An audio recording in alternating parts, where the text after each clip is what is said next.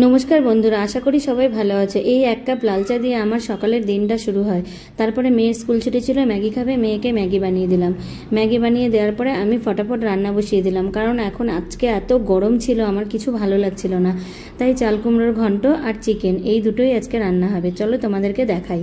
এরপরে আমি একদিকে ভাত বসিয়ে দিলাম।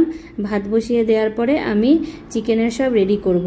তো তারপরে আমি এইদিকে ছোটো মেয়ের জন্য কড়াইতে আলাদা করে লঙ্কা ছাড়া চিকেন রান্না হচ্ছে, কারণ ও ঝাল খেতে পারে না। তো ওর চিকেনটা ফুটে গেছে, এবার প্রেশার কুকারে দিয়ে এটা ভালো করে সিটি মারতে হবে, কারণ উনি সব জিনিস খায়। তারপরে আমি নেক্সট হলো আমাদের চিকেনের দিকে যাব। চিকেনের আলুটা ভাজা বসিয়ে দিয়েছি। চিকেনের আলুটা ভাজা হয়ে গেলে এইদিকে প্রেশার কুকারে মেয়ের চিকেনটা ফুটছে, এবার সিটি মারবো। এই দেখো ভাত ফুটে গেছে, ভাতও হয়ে যাবে। ভাত নামিয়ে নেওয়ার পরে আমি চিকেনটাকে হলুদ লবণ মাখিয়ে রেখেছিলাম। তারপরে আমি কড়াতে পেঁয়াজ ভাজা বসাবো। পেঁয়াজটা হালকা ব্রাউন হয়ে গেলেই তারপরে আমি ওর মধ্যে সমস্ত চিকেন আলু দিয়ে কষাবো। তারপরে আমি চিকেনগুলো সব কড়াইয়ের মধ্যে দিয়ে এই দেখো কষানো প্রায় কমপ্লিট।